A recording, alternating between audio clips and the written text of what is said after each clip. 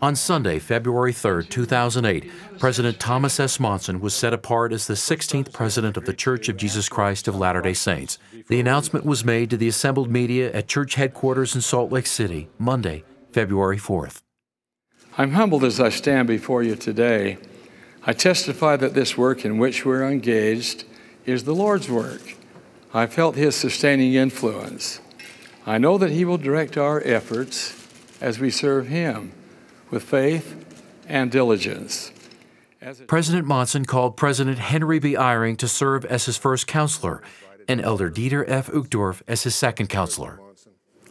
For many years in the presiding bishopric and in the Quorum of the 12 and in the wonderful experience I've had in the First Presidency with President Monson, I've had the chance to come to know him, his goodness, his great capacities, his love of the people.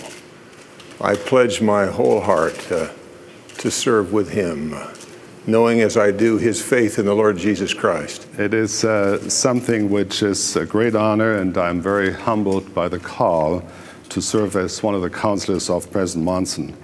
I know this call must have come from God, because human beings might have had a difficult time to do the same.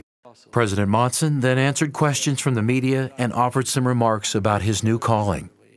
This is not just a one-man or three-man leadership situation in the church.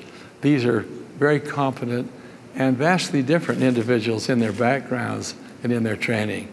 You can rest assured we'll be giving due attention to the present and the future, but not forgetting the past. For the past is prelude to the future. Coming up, an apostle issues a new challenge to help shape the discussion about the church around the world. We're living in a world saturated with all kinds of voices, because now more than ever, we have a major responsibility as Latter-day Saints to define ourselves instead of letting others define us.